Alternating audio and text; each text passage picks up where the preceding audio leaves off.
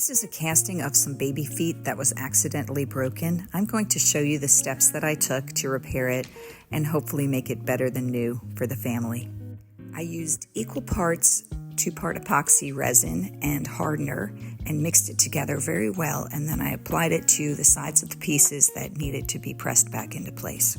I'm careful to wipe away any excess because it gets very hard and I don't want the extra trouble sanding away. I'll explain why the feet are so precious to this family at the end. If you can't handle it, just stop watching at that point. It takes about 5 minutes for the resin to set up, so I'm going to leave it at that point for 5 minutes and then come back and start patching with spackle, the kind you use on walls. I'm using painter tape to protect the feet while I spackle and paint the outside edge, and then I'll remove the tape in order to cut in closer to the feet.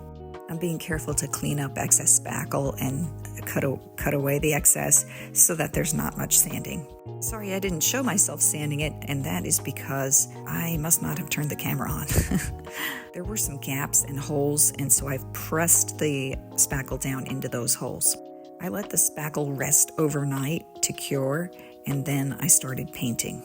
I'm using acrylic paints. I first put down a clear gloss medium, and then I painted the blue clouds and sky in the background. Okay, I'm going to tell you what happened here.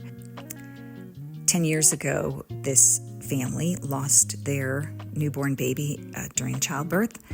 The mom had this in her closet and it accidentally got broken. Box fell and it broke the background. Thank goodness it didn't break the little feet. They're very precious to this family. The dad got online and asked for somebody to fix it, and I volunteered. They are friends, and so they trusted me with it. A lot of people did offer to help, and that was really beautiful seeing our community come together. They're going to be getting a shadow box for this piece and also a little nameplate to remember James Marcus. They use a substance that is either the same or similar to the stuff they use at the dentist to make a mold of your teeth. So they dip the feet into it and they hold it there for about a minute while the rubberized material sets up, and then they pour plaster into the hollowed out area, and you get a kind of a 3D image of the exact feet.